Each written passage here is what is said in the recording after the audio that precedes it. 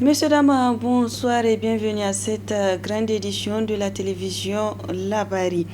Les acteurs de la société civile nigérienne, Munkaila Halidou du SINASEP, également secrétaire général adjoint de la CNT, Mekoul Zodi et Moudi Moussa du mouvement Tournons la page TLP Niger vont passer leur 72e nuit de détention dans les maisons d'arrêt de Daïkena, Walam et Kolo dans la région de Tilaberi. Ils ont été tous arrêtés à la suite de la manifestation pacifique du 15 mars 2020 contre le détournement de plusieurs milliards de francs CFA au ministère de la Défense nationale. Depuis leur arrestation, des voix s'élèvent au Niger et à l'international pour exiger leur libération. Vote et adoption de la loi portant sur l'interception certaines communications émises par voie électronique au Niger. 104 voix pour, 0 contre et 0 abstention. Au même moment, les députés de l'opposition ont rendu publique une déclaration dans laquelle ils fustigent cela. Abdelrazak Léo et Chebou Guissou.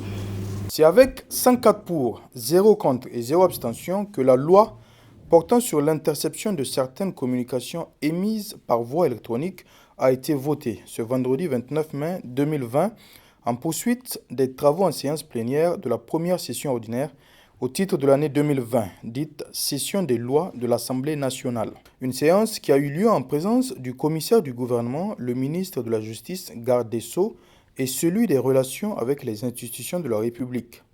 Les vies privées des gens n'est pas concernée. Leurs relations de travail, leurs activités professionnelles ne sont pas concernées. Que si le ministre ou le Premier ministre devait saisir le président de la République d'une requête d'autorisation d'écoute, il doit, dans sa lettre de saisine du président, justifier dûment la proposition faite au président de la République. Il doit la justifier. Mais j'ai compris que dans ce pays, les ministres, le président, personne n'a confiance en eux. Vous craignez d'être écouté, eh bien vous l'étiez depuis et vous l'êtes encore. C'est maintenant que ça va être organisé. Peu avant le vote retranché, les députés de l'opposition ont tenu à rendre publique une déclaration dans laquelle ils fustigent ce qu'ils qualifient de loi liberticide. Tout comme la loi sur la cybercriminalité, dénoncée en son temps et dans son application par Amnesty International, celle en cours d'adoption par la majorité n'est pas sortie des tiroirs à 6 mois de la fin du mandat des Renaissants de façon anodine. L'interception des correspondances des citoyens, même autorisée par la loi, doit être l'exception et surtout motivée par de lourdes présomptions sur un individu. Le présent projet de loi, se voulant systématique, compte en faire la règle. Car cette loi, une fois adoptée, permettra à ceux au profit desquels elle est adoptée de surveiller tous les Nigériens, ainsi que tous ceux qui vivent au Niger, sous le fallacieux prétexte autre que ceux relatifs à la sécurité et à la lutte antiterroriste. Cette loi ne sera nullement au service de la nation, mais de personne. Il suffit de regarder son ancrage ainsi que les personnes qui composent la Commission nationale de contrôle des interceptions de sécurité. C'est le projet de loi en son article 16. Pour combattre le terrorisme, on n'a pas besoin d'épier et d'espionner tous les Nigériens, car assurément tous les Nigériens ne sont pas des terroristes. Pour combattre le terrorisme, il faut commencer par mettre à la disposition de la justice tous les trafiquants d'armes et de drogue, déjà connus de tous dans ce pays. Nous voulons vivre dans un Niger paisible. Un Niger où nos droits consacrés par la Constitution sont respectés. Un pays où l'état de droit et la démocratie sont des réalités, où l'État lui-même ne peut se permettre tout parce que limité par la loi. En rappel, la Constitution, en son article 29, stipule que le secret de la correspondance et des communications est inviolable. L'affaire du ministère de la Défense nationale, toujours à la une de l'actualité au Niger, au vu de la gravité de l'acte posé dans les marchés attribués. L'acteur de la société civile, Moussa Tchangari, a qualifié l'action de trahison en sommet. On l'écoute avant de le retrouver en partie magazine de ce journal. Comment se fait-il qu'on a pu payer des gens qui n'ont pas parfois livré? Ça met des gens en cause, n'est-ce pas? Maintenant, nous savons également que chaque 6 mois, il y a au moins une inspection qui est faite sur tous les marchés. Les rapports, le texte le dit clairement, les rapports sont faits régulièrement et adressés au Premier ministre et au Président de la République. Alors, est-ce que tous les 6 mois, les rapports ont été effectivement produits?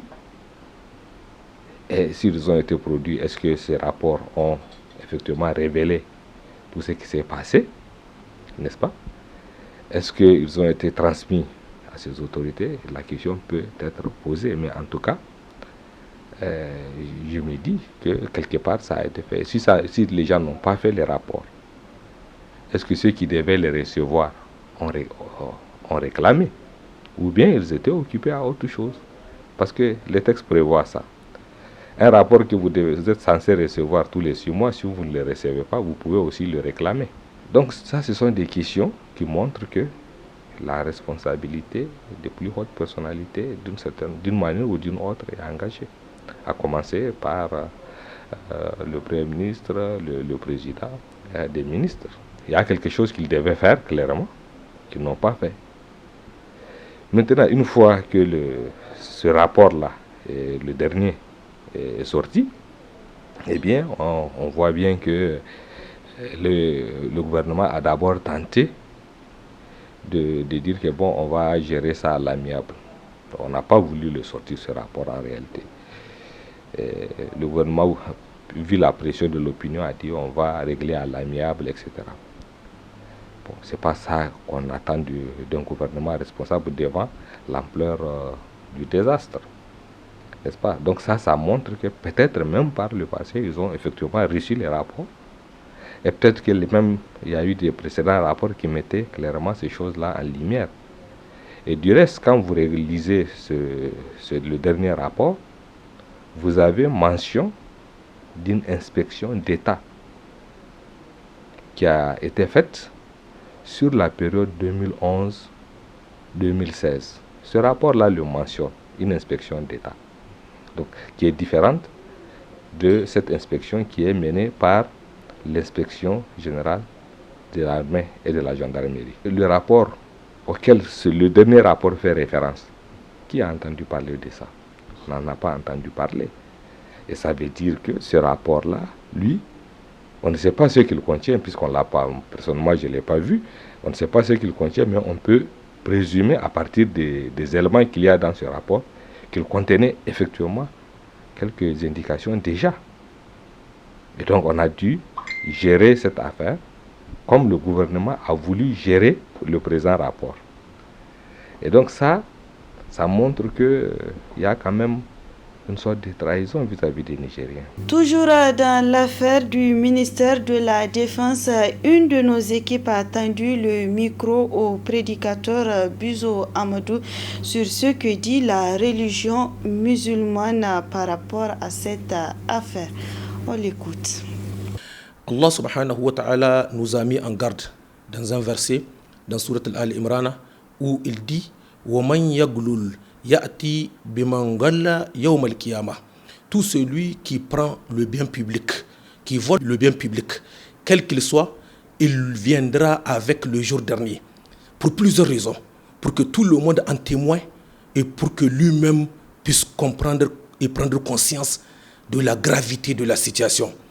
Ensuite, dans plusieurs passages du Saint-Coran, Allah subhanahu wa ta'ala nous met en garde contre akalu amwal an-nas bil batil, le fait de prendre le bien des gens dans le faux, par tricherie ou par tout autre moyen. Retenons ceci. Celui qui se hasarde à vouloir faire du bien public son bien à lui, je doute sur sa foi. Parce que Allah subhanahu wa ta'ala a fait dans cette vie deux types de droits. Le droit entre lui et nous et le droit entre nous et ses serviteurs. Personne ne rentrera au paradis avec le droit d'autrui. Retenez ceci. Personne, ni moi, ni toi, personne ne rentrera au paradis avec le droit d'autrui jusqu'à ce que justice divine soit faite. Et en ce moment, c'est les bonnes œuvres. C'est pourquoi le prophète a dit, vous savez qui est le perdant de ma communauté?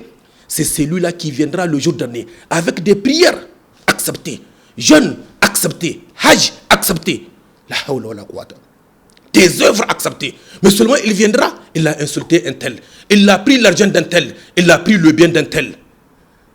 Et on payera un tel par ses bonnes œuvres. Jusqu'à ce que ces œuvres finissent et on prendra de leur mal, de tout ce qu'ils ont fait comme péché, on va lui mettre et on va le tirer par le nez dans l'enfer. C'est dur, c'est dur. Comment faire parvenir cela dans le cœur des musulmans et dans le cœur de mes concitoyens nigériens? Évitons au maximum d'avoir le regard sur le bien d'autrui. Qu'Allah subhanahu wa ta'ala nous préserve, moi et vous, de prendre le bien public et de faire du bien public notre bien. Ta richesse te parviendra, patiente. Comme ta mort, tu finiras ta richesse avant de quitter ce bas monde. Patiente, prends ton dû, prends ton salaire, mange-le avec tes enfants. Et Allah bénira ta vie, qu'Allah bénisse notre vie, qu'Allah bénisse nos familles, qu'Allah bénisse notre pays, qu'Allah bénisse la communauté musulmane. L'ONG Aménagement des terrains et production forestière ATPF, avec le soutien financier de la Fondation Trom, a offert ce matin à Saï un don de kit de lavage des mains d'une valeur de 7 millions de francs CFA.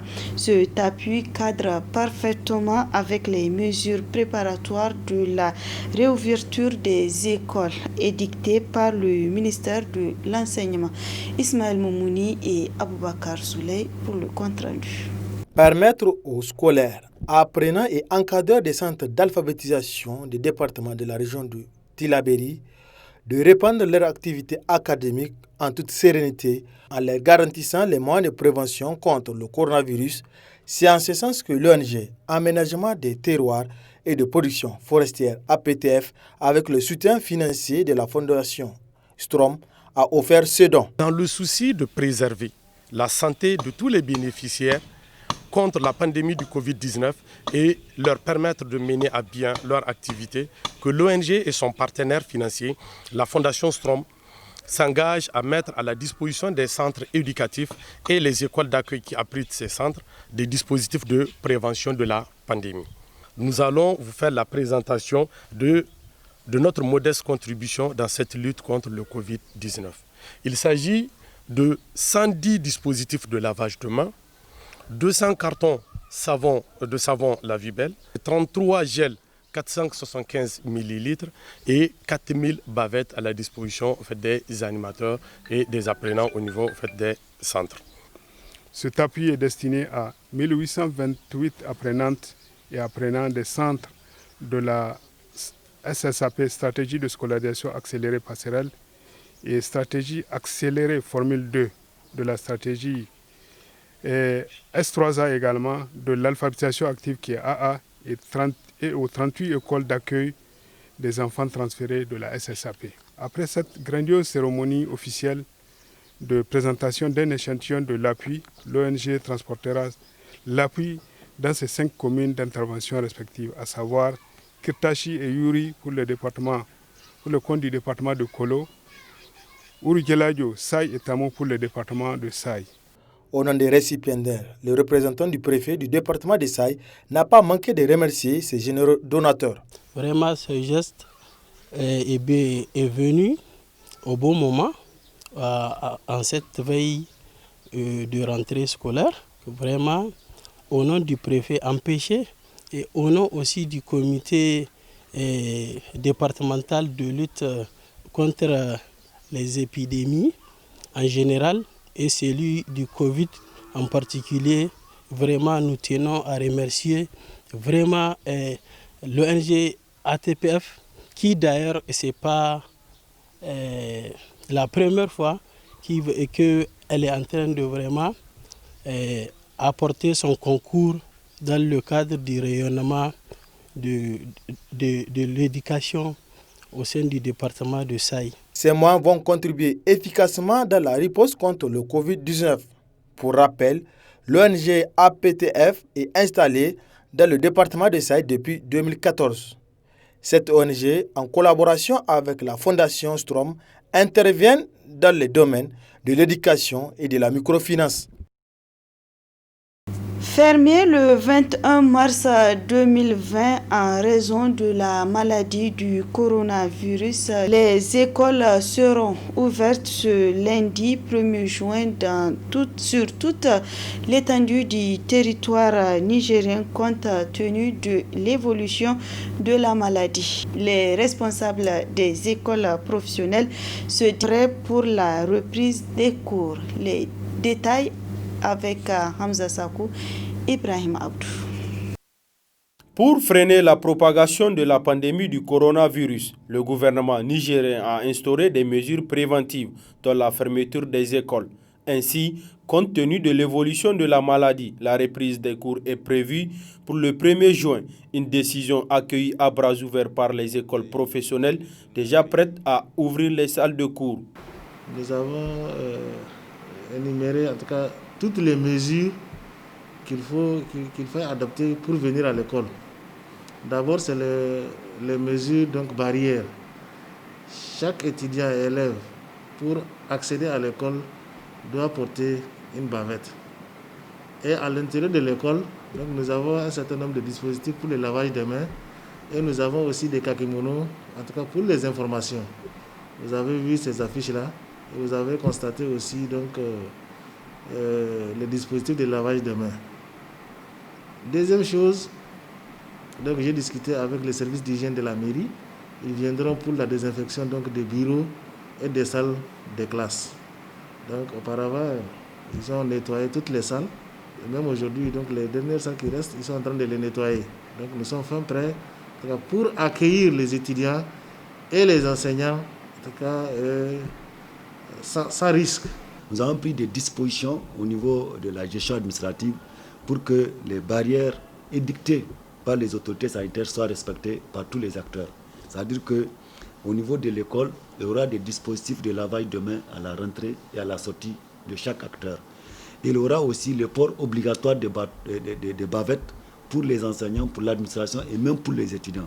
Pour ces écoles professionnelles, le programme des cours est établi à nouveau en fonction de la durée de 45 jours que prendra la reprise annoncée par le gouvernement.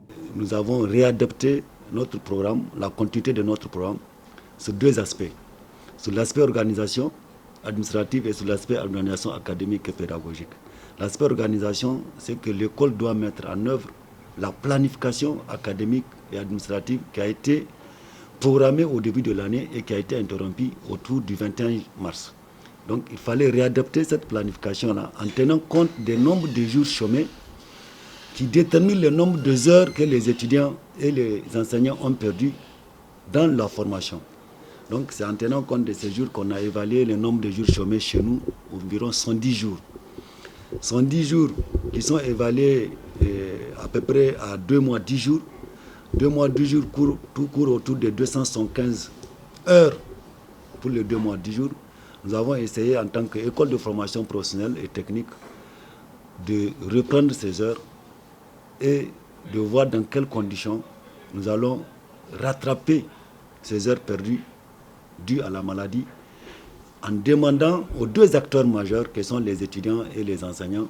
Les parents d'élèves sont invités à une parfaite collaboration pour le respect strict des mesures en milieu scolaire. Suite à la pandémie du coronavirus, la compagnie de voyage pour le Hajj et la Oumara Hanbali Voyage avait suspendu ses vols de Oumara. Néanmoins, elle rappelle à ses pèlerins qu'il y aura le Hajj d'ores et déjà. La formation va commencer. Le 20 mars dernier, Hanbali Voyage annonçait la suspension de la formation des candidats au Hajj 2020 suite aux mesures barrières édictées par le gouvernement. Avec les conclusions du Conseil des ministres du 22 mai dernier, l'agence de l'honorable Bachir Harouna Hanbali reprend sa formation. À partir du dimanche 31 mai 2020, la formation reprend au niveau de l'école Gori, comme d'habitude. Avec la maladie du coronavirus, le gouvernement a édicté certaines mesures, des mesures barrières comme on les appelle, et avait suspendu les réunions de plus de 50 personnes. Donc nous avons aussi décidé de suspendre la formation jusqu'à ce que ces mesures soient levées. Et c'est l'occasion maintenant, et nous profitons aussi pour les reprendre. Cependant, des dispositions particulières sont prises pour assurer la sécurité sanitaire des pèlerins. Les dispositions que nous comptons prendre sont les mêmes dispositions, les mesures barrières édictées par le gouvernement, c'est-à-dire le lavage des mains, et distribuer des bavettes à chaque pèlerin venu en formation, et surtout la distanciation d'au moins 1 mètre entre les pèlerins. À Hanbali Voyage, l'heure est préparative du pèlerinage 2020 que rien n'a compromis jusqu'à présent. Pour nous, jusqu'à ce jour, nous n'avons reçu aucune notification ni des autorités du COHO qui sont chargées de l'organisation du Hajj ou de la Oumra, ou aucune information par rapport au royaume saoudien qui nous dicte au fait si le pèlerinage aura ou il n'y aura pas lieu. Donc nous nous en tenons jusqu'à présent au programme établi dès le début des inscriptions au Hajj 2020. Selon les responsables de l'agence, les dates de départ et de retour des pèlerins annoncées avant la pandémie du Covid-19 restent inchangées.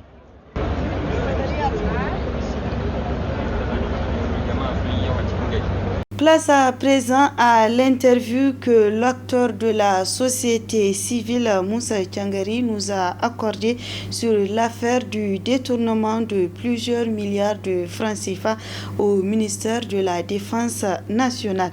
Pour Moussa Tiangari, c'est une trahison au sommet. Très bonne réception. À mon avis, il y a des responsables qui n'ont pas, à mon avis, assumé toutes les responsabilités qui sont les leurs. Et donc, c'est important de relever ça, parce que si quelque chose d'aussi grave a pu se passer, ça veut dire que les gens n'ont pas mis tous les mécanismes qu'il faut, tous les moyens qu'il faut pour qu'on n'arrive pas à cette situation-là. Et comme vous le savez, les procédures sont très claires. Bon, rien qu'en regardant les procédures, on voit des responsabilités qui se dégagent. C'est vrai, il y a des choses qui se passent au niveau du ministère, ils vont exprimer les besoins, etc. etc. On sélectionne, on identifie, disons, des fournisseurs pour les fournitures, les travaux, les équipements, etc. Un dossier est transmis pour obtenir l'avis de non-objection du Premier ministre sur les personnes avec lesquelles on veut traiter. Bon, là, dans ce qui a été révélé, on voit bien que à ce niveau-là, ça n'a pas bien marché, parce qu'on a donné quand même des marchés, des contrats à des gens qui ne répondent pas parfois aux critères qui ont été énumérés par le décret qui gère tout ça. N'est-ce pas? Ça les met en cause. Ça veut dire qu'ils n'ont pas fait rigoureusement leur travail, s'ils sont de bonne foi, n'est-ce pas? Ou alors, bon, ça a été fait exprès. Mais en tout cas, ça met en cause déjà à ce niveau. Puis après, quelqu'un a quand même vu les papiers, a payé, n'est-ce pas? Notamment au niveau du ministère des Finances. Comment se fait-il qu'on a pu payer des gens qui n'ont pas parfois livré? Ça met des gens en cause. Nous savons également que chaque 6 mois, il y a au moins une inspection qui est faite sur tous les marchés. Les rapports, le texte le dit clairement, les rapports sont faits régulièrement et adressés au Premier ministre et au Président de la République. Alors, est-ce que tous les 6 mois, les rapports ont été effectivement produits? Et s'ils ont été produits, est-ce que ces rapports ont effectivement révélé tout ce qui s'est passé, n'est-ce pas? Est-ce qu'ils ont été transmis à ces autorités? La question peut être posée, mais en tout cas, je me dis que quelque part ça a été fait. Si les gens n'ont pas fait les rapports, est-ce que ceux qui devaient les recevoir ont réclamé? Ou bien ils étaient occupés à autre chose? Parce que les textes prévoient ça. Un rapport que vous êtes censé recevoir tous les 6 mois, si vous ne le recevez pas, vous pouvez aussi le réclamer. N'est-ce pas? Donc ça, ce sont des questions qui montrent que la responsabilité des plus hautes personnalités, d'une manière ou d'une autre, est engagée. À commencer par le Premier ministre, le Président, des ministres. Je ne parle même pas des ministres de la Défense et autres, parce que eux, là, ça se passe chez eux. Mais eux-mêmes, leur responsabilité, d'une manière ou d'une autre, est engagée. Je ne suis pas en train de dire que, bon, en fait, c'est eux qui ont tout orchestré. Je ne l'affirme pas, puisque je n'ai pas d'éléments pour l'affirmer. Mais en tout cas, il y a quelque chose qu'ils devaient faire, clairement, qu'ils n'ont pas fait.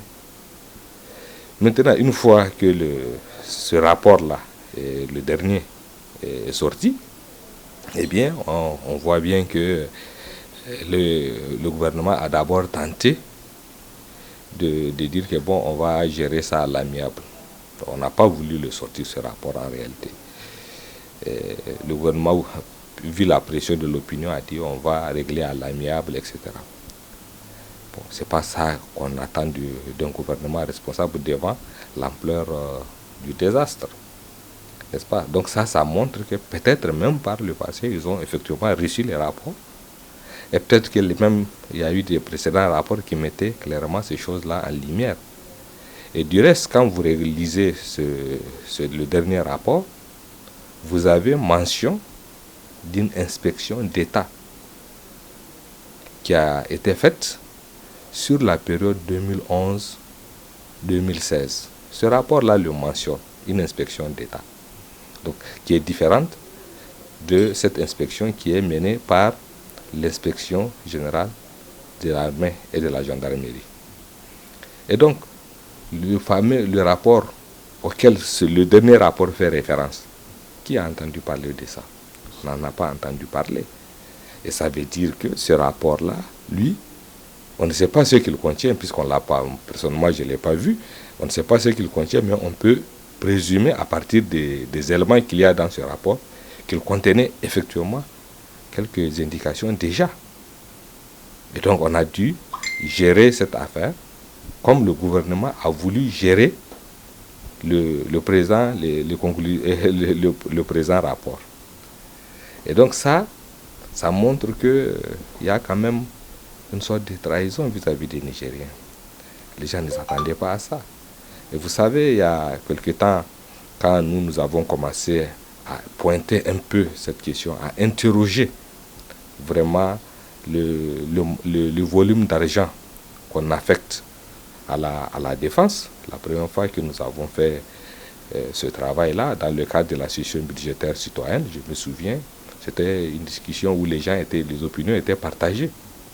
Il y a des gens qui s'inquiétaient de voir que les dépenses militaires et de sécurité étaient en train d'augmenter au détriment des dépenses des secteurs sociaux et qui comprenaient bien dans quel sens nous avons fait ce travail-là. Et en même temps, vous avez des gens qui trouvaient que non, vu les menaces auxquelles le pays fait partie, fait face, etc., que c'est normal qu'on mette beaucoup d'argent dans le secteur de la défense et de la sécurité. Il y a même des gens qui disaient Même si on mettait tous les budgets du Niger, bon, c'est pas grave, ça vaut le coup, c'est justifié, etc. Heureusement que tous les budgets du Niger n'ont pas été mis dans ce domaine. Aujourd'hui, on découvre qu'on peut affecter beaucoup d'argent et qu'une bonne partie de l'argent peut se retrouver dans les poches de quelques personnes. Donc ça, là, c'est quelque chose d'éminemment grave. La question ici, ce n'est pas seulement l'argent qui est volé, c'est aussi toutes les autres conséquences. Quand on vous dit qu'on est allé acheter pratiquement des jouets, parce qu'une arme qui ne fonctionne pas, c'est comme un jouet. Quand on dit on est allé acheter des choses qui ne marchent pas, qu'on a donné aux gens sur le terrain, ça n'a pas marché, et puis bon, le résultat, on connaît. C'est-à-dire que ce sont des dizaines de personnes qui ont perdu la vie, aussi bien des militaires que des civils, et le pays aujourd'hui est vraiment atteint. Et donc c'est quand même quelque chose de très grave. On n'a pas élu des gens pour faire ça. Une fois que cela arrive, normalement, si le gouvernement dès le début avait dit « Ah, ça c'est trop grave », on ne le savait pas, on vient de le découvrir, et ça, nous sommes choqués et dépassés. Nous ne pouvons que prendre toutes les mesures. Le président lui-même s'était exprimé sur le sujet en déclarant que c'est très scandaleux, qu'il est frustré et que bon, il prend toutes les mesures. Évidemment, on ne peut pas dire, voilà, bon, au moins on peut dire, ah oui, ok, bon, il n'a pas regardé, peut-être qu'il a fait trop confiance aux gens, mais une fois qu'il est au courant, il a montré une volonté de régler de la plus belle manière cette affaire. Ce n'est pas ce qu'il a fait. N'est-ce pas? Ce n'est pas ce qu'il a fait. Il a fait, voilà. Bon, quand en 2013-2014, il avait fait mention dans un de ses messages à la nation sur le fait qu'il était choqué, c'était le résultat d'un rapport de la Banque mondiale sur la consommation des crédits d'investissement. Quand il avait dit qu'il était choqué par les conclusions de ce rapport et qu'on ne peut pas se permettre dans ce pays-là de recevoir de l'argent, parfois sous forme d'aide et tout, et qu'on soit incapable de consommer des crédits. N'est-ce pas? Parce que c'était le rapport-là montrait des trucs, il avait fait mention de ça. Tout le monde s'est félicité, même si après, ça n'a pas été suivi des faits. Au moins, les gens se sont félicités que lui-même est sorti pour dire qu'il a vu ce rapport et qu'il est choqué et qu'il intime à l'administration, aux agents publics de faire de leur mieux. C'était bien. Mais cette fois-ci, qu'est-ce qu'ils ont fait? Les gens criaient depuis des années. On sort ça et à la fin, on dit non, on va arranger ça. Seul le ministre de la Défense, qui lui a vu ça, a montré quand même qu'il était vraiment choqué. Le président, en fait, à mon avis, n'a pas fait quelque chose pour chose. Donc c'est quand même quelque chose d'éminemment grave. Et pour moi, on a trahi en fait les Nigériens. Et on a mis beaucoup d'argent. Tout le monde a dit ah oui, c'est peut-être nécessaire, n'est-ce pas? Et puis à la fin, on voit ça. C'est quand même quelque chose de trop grave. Voilà. Et donc moi, de ce point de vue, je considère que c'est vraiment une trahison. Vous savez, depuis des années, c'était notre revendication est de dire qu'il faut faire un audit des fonds mis à la disposition de certains ministères. Systématiquement, nous l'avons demandé. Ça fait partie de la plateforme de notre lutte. On l'a toujours demandé, si vous vous rappelez. On a toujours dit qu'il faut faire un audit parce qu'on sentait, on n'avait pas d'éléments très très forts, mais on sentait qu'il y a quelque chose qui s'est passé. Et on a demandé l'audit. Ils n'ont jamais fait. Quand ils l'ont fait, voilà. Bon, j'ai dit d'une manière ou d'une autre, cette affaire-là, ce n'est pas une affaire qui peut passer comme ça. Sauf si, bon, on est tous tétanisés, peut-être on s'était, mais je pense que ça suscite quand même déjà beaucoup d'indignation. Et eux-mêmes, là, d'une certaine manière, ils ont peut-être un peu intérêt. Ils ne voudront peut-être pas aller très loin, mais en tout cas, les Nigériens doivent se mobiliser et faire en sorte que ça ne reste pas comme ça. Parce que de telles affaires, Et ce n'est qu'un indicateur, parce qu'on peut présumer maintenant qu'un peu partout, il y a des problèmes de ce type-là, n'est-ce pas? Mais si on laisse ça, passer ça, c'est quelque chose de très grave. C'est le pays qui va en souffrir pour très longtemps. Et donc moi, je pense que les gens mesurent l'enjeu et il faut vraiment le régler. Bien entendu, je vois bien la façon, le discours qu'on entend parfois, etc. Il y a des gens qui rappellent des faits passés pour essayer de justifier, etc. Mais en fait, ça ne se justifie pas. On a atteint un niveau où, aujourd'hui, il faut qu'on s'arrête pour dire plus jamais ça. Des gens ont fait par le passé moins que ça. Ils ont été sanctionnés et c'est normal. Et c'est bien qu'ils aient été sanctionnés. Ceux qui ont fait plus que ce qui a été fait par le passé, il faut également qu'ils soient sanctionnés pour qu'on prenne en fait un nouveau départ et tout ça là, ça devienne un peu de l'histoire ancienne pour ce pays. C'est pas facile, mais je pense que c'est le pari qu'il faut faire. On peut aller maintenant vers de moins en moins de corruption, de moins en moins de détournement. En se disant que bon, peut-être on n'arrivera jamais à zéro, mais il faut tendre vers ça. Et c'est ça qu'il faut avoir désormais comme objectif, comme horizon à atteindre. Mais cela n'est pas possible si les gens ne prennent pas conscience de l'ampleur de ça. On voit bien aujourd'hui ce que la corruption nous a causé, c'est-à-dire au moment où on est rentré dans une crise sécuritaire et tout. Mais il ne faut pas oublier non plus que même cette crise-là n'aurait pas pu avoir cours chez nous si depuis longtemps aussi on gérait bien, n'est-ce pas? Et donc il y a quelque chose à comprendre ici, il y a une leçon à apprendre et il y a des actions à faire et c'est nous tous qui devons nous mobiliser. Qui devons nous mobiliser avec un objectif clair, plus jamais ça. Plus jamais ça, et il faut que les gens payent, et tous les gens qui sont impliqués dans l'affaire. C'est-à-dire que c'est ceux qui ont fait tous les papiers, n'est-ce pas? Ceux qui sont dans l'administration, dans l'armée ou d'autres corps, ceux qui sont les politiques et autres qui ont cautionné, les hautes personnalités, y compris le président. Il faut que chacun assume sa responsabilité et paye pour ce qu'il a pu faire.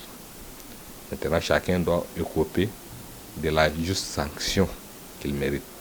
Les commerçants qui sont mêlés à tout ça, etc. Tout le monde, tous ceux qui sont vraiment concernés, il faut être vraiment strict là-dessus.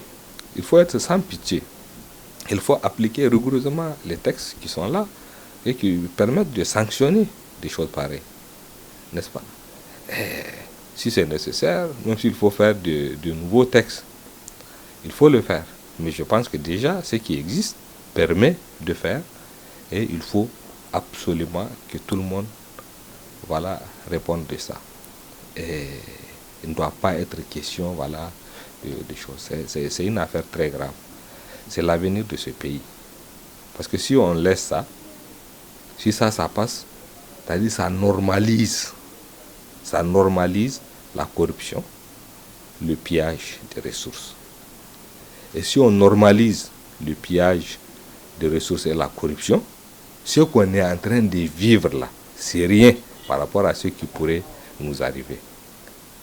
Donc on a le choix entre faire quelque chose qui va sauvegarder et qui va nous mettre sur un chemin de progrès, ou alors on laisse et puis on va vers vers le pire, vers des situations plus dramatiques que celles qu'on est en train de vivre. Or, Allah sait que cette situation-là qu'on est en train de vivre, elle est déjà trop grave. Regardez la situation de l'école.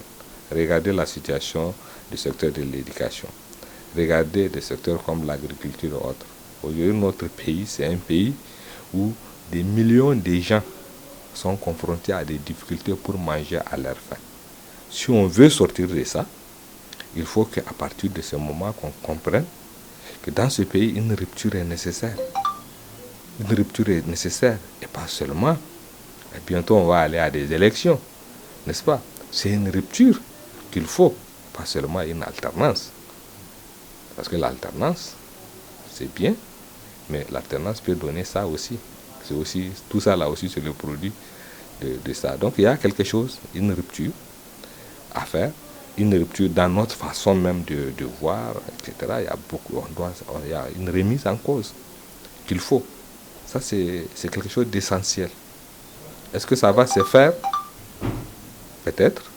Peut-être que ça ne se fera pas. Mais moi, je sais que d'une manière ou d'une autre, quelques lignes vont bouger. Et je pense que des lignes ont déjà bougé. Maintenant, si rien n'est fait, je vous dis, demain, celui qui va venir peut dire « Ah, mais je peux faire pire. » Parce que eux, là aussi, ils ont fait ce qu'ils ont fait, en se disant que d'autres, par le passé, ont fait aussi des choses pour lesquelles, même si on a essayé de les sanctionner un peu, mais ce n'est pas une sanction suffisamment forte pour dissuader. Et donc, ils se sont dit, ah, c'est l'homme qui a peur, on peut voler des milliards. C'est ce qu'ils ont fait. Demain, ils risquent d'être des modèles. S'ils ne sont pas sanctionnés, c'est eux qui vont être un modèle pour les gens à venir et ils risquent de voler. C'est pour ça qu'il y a lieu de se lever pour arrêter ça et qu'il y ait la sanction la plus lourde pour dissuader. Maintenant, si après quelqu'un veut bien s'essayer, qu'il s'essaye, mais en tout cas, il sait qu'il risque quelque chose de très fort. Pas que bon, il va séjourner quelques mois et puis il va sortir, pas que bon, on va juste faire une sanction politique dans le genre, bon, tu es chassé pendant quelques temps et tu reviens après, etc. Non, il faut quelque chose de très fort.